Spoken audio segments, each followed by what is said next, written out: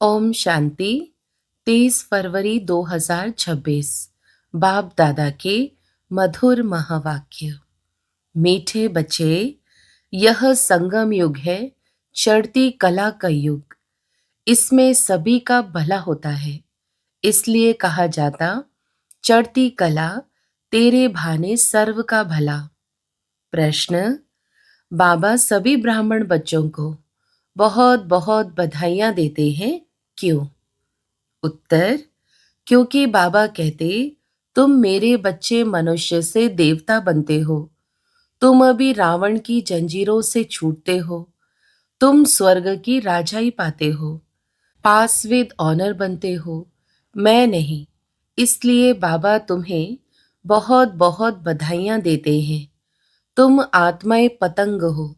तुम्हारी डोर मेरे हाथ में है। मैं तुम्हें स्वर्ग का मालिक बनाता हूँ। गीत। आखिर वह दिन आया आज। ओम शांति। यह अमर कथा कौन सुन रहे हैं? अमर कथा कहो, सत्यनारायण की कथा कहो, व तीजरी की कथा कहो, तीनों मुख्य है। अभी तुम किसके सामने बैठे हो और कौन तुमको सुना रहे हैं? सत्संग तो इसने भी बहुत किए हैं। वहां तो सब मनुष्य देखने में आते हैं। कहेंगे फलाना सन्यासी कथा सुनाते हैं, शिवानंद सुनाते हैं। भारत में तो ढेर सत्संग है। गली गली में सत्संग है। माताएं भी पुस्तक उठाए बैठ सत्संग करती है। तो वहां मनुष्य को देखना पड़ता है। लेकिन यहाँ तो वंडरफुल बात है। तुम्हारी बुद्धि में कौन है? परमात्मा। तुम कहते हो अभी बाबा सामने आया हुआ है। निराकार बाबा हमको पढ़ाते हैं। मनुष्य कहेंगे वह ईश्वर तो नाम रूप से न्यारा है। बाप समझाते हैं कि नाम रूप से न्यारी कोई चीज है नहीं। तुम बच्चे जानते हो, यहाँ कोई भी साकार मनुष्य नहीं पढ़ाते हैं। और कहाँ भी जाओ, सारी वर्ल्ड में साकार ही पढ़ाते हैं। यहाँ तो सुप्रीम बाप है, जिसको निराकार गॉड फादर कहा जाता है। वह निराकार साकार में बैठ पढ़ाते हैं। यह बिल्कुल नई बात हुई। जन्म बाई जन्म तुम सुनते आए हो।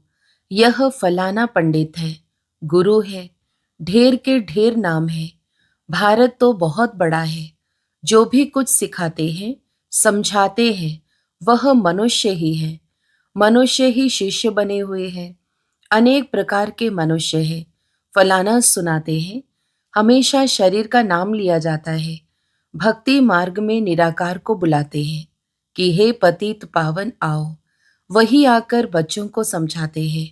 तुम बच्चे जानते हो कि कल्प कल्प सारी दुनिया जो पतित बन जाती है, उनको पावन करने वाला एक ही निराकार बाप है। तुम यहाँ जो बैठे हो, तुम्हारे में भी कोई कच्चे हैं, कोई पक्के हैं, क्योंकि आधा कल्प तुम देह अभिमानी बने हो। अब देही अभिमानी इस जन्म में बनना है। तुम्हारी देह में रहने वाली जो आत्मा है, उनको परमात्मा बैठ समझाते हैं। आत्मा ही संस्कार ले जाती है। आत्मा कहती है ऑर्गन्स द्वारा कि मैं फलाना हूँ, परंतु आत्मा अभिमानी तो कोई है नहीं।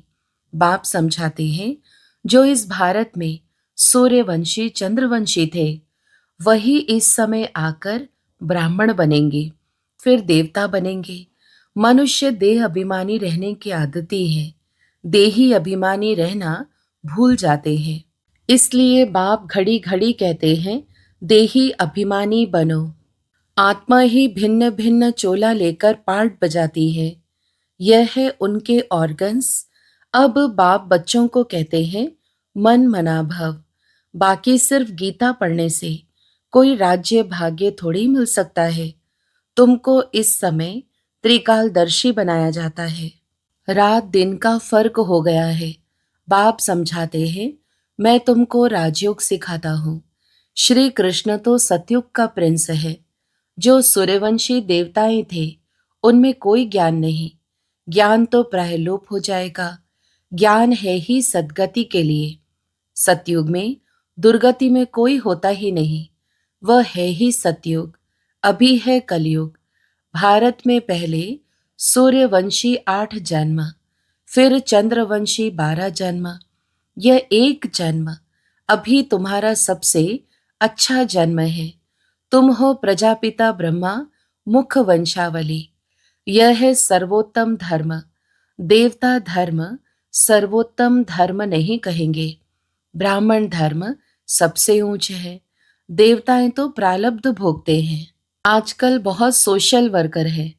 तुम्हारी है रूहानी सर्विस, वह है जिस्मानी सेवा करना। रूहानी सर्विस एक ही बार होती है।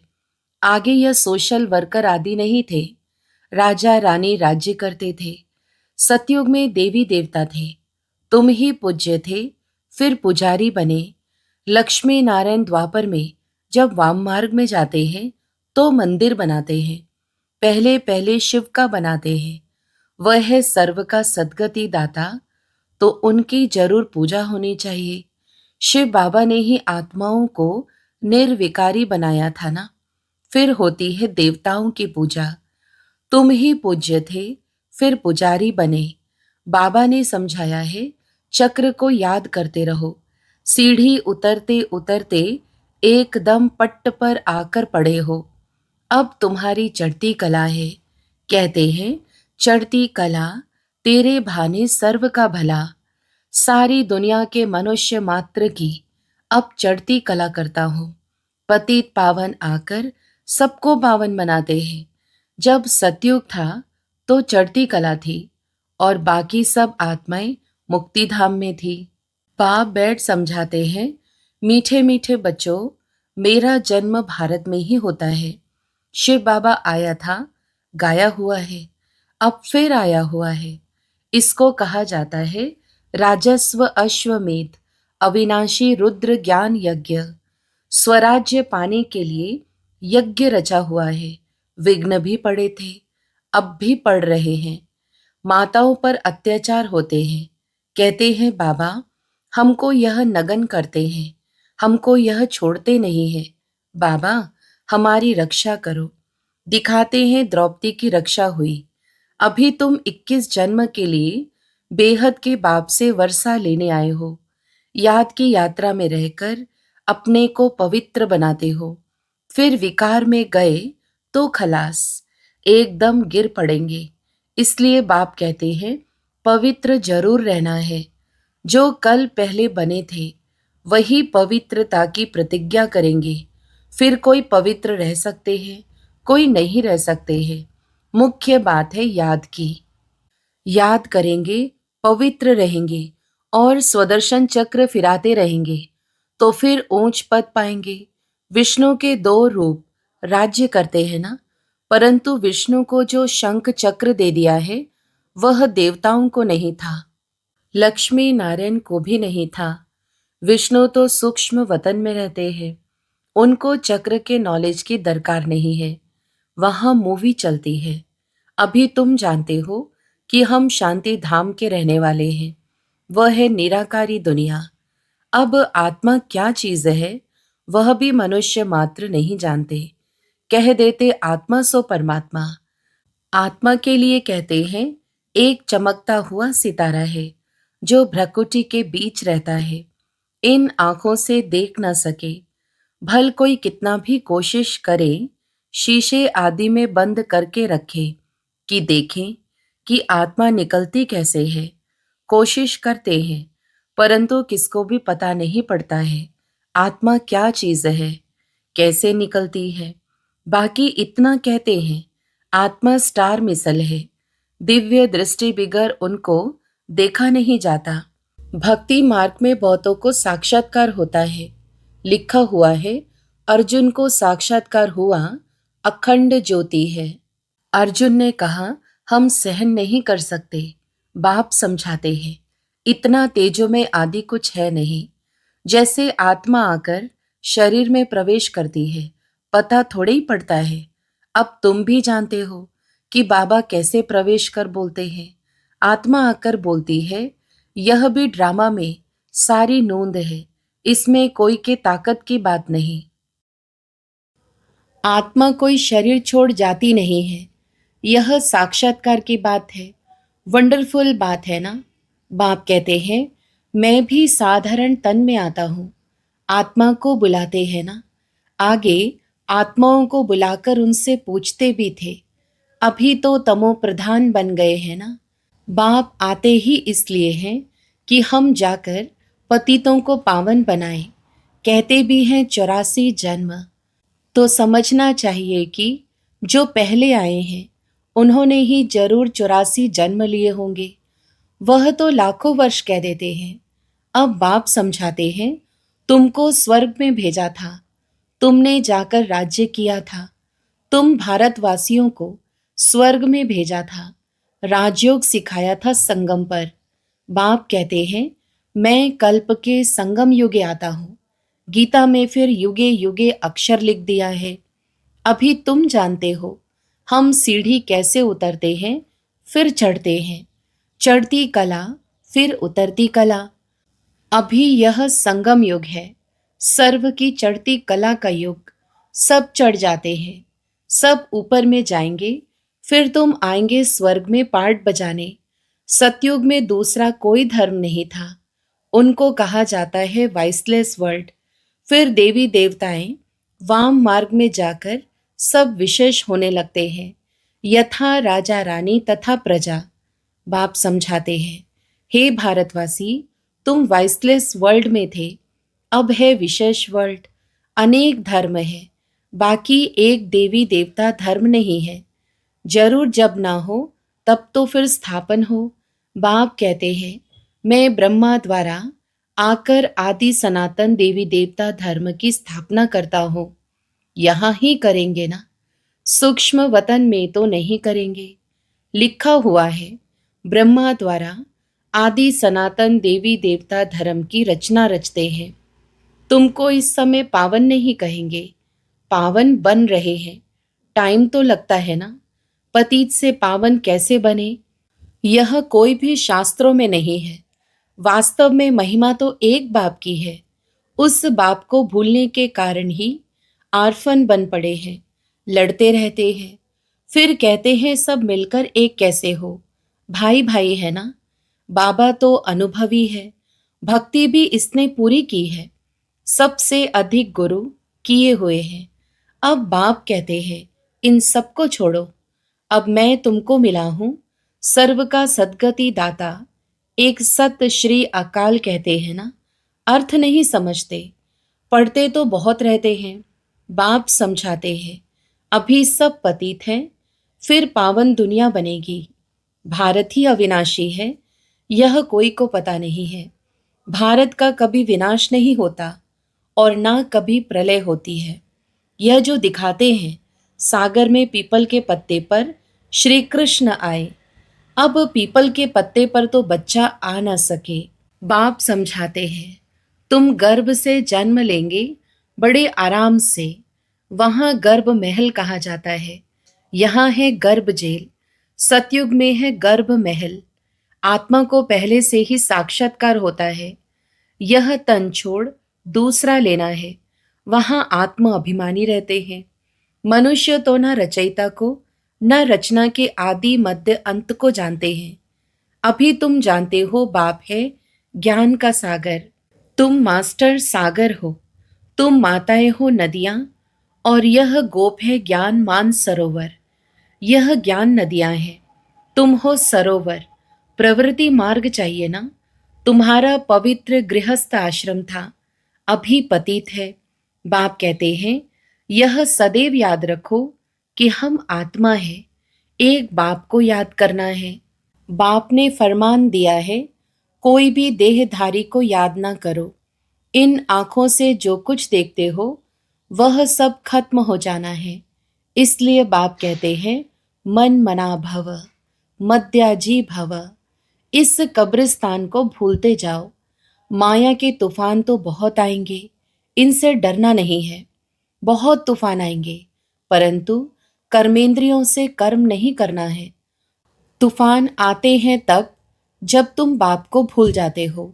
यह याद की यात्रा एक ही बार होती है, वह है मृत्युलोक की यात्राएं। अमर लोक की यात्रा यह है। तो अब बाप कहते हैं, कोई भी देहधारी को याद न करो।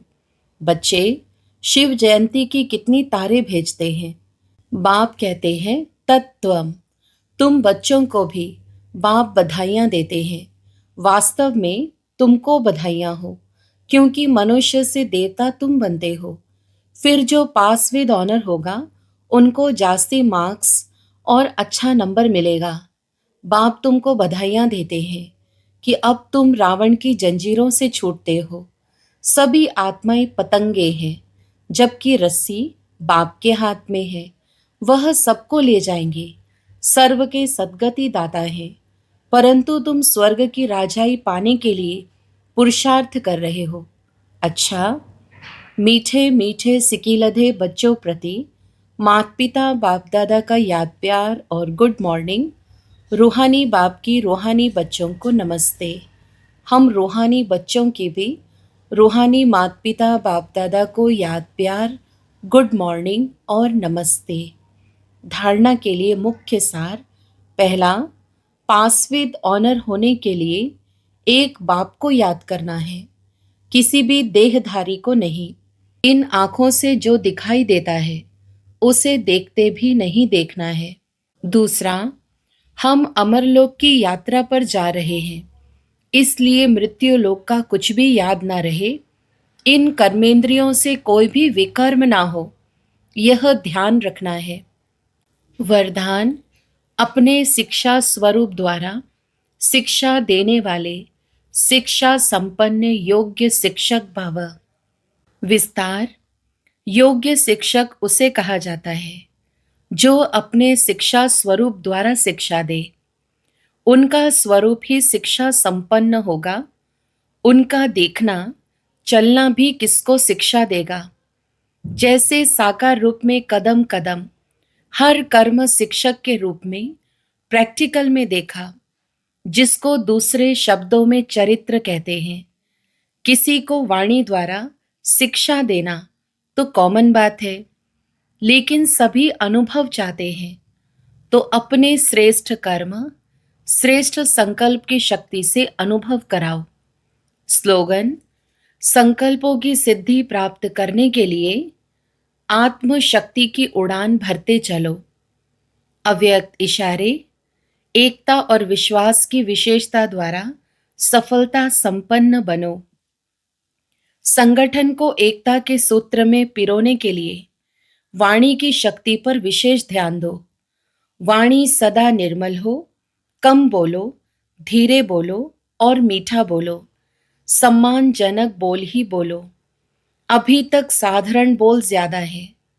अलौकिक बोल हो, फरिश्ते के बोल हो, हर बोल मधुर हो। अभी इस बात पर अंडरलाइन करो, तब प्रत्यक्षता होगी। अच्छा, ओम शांति।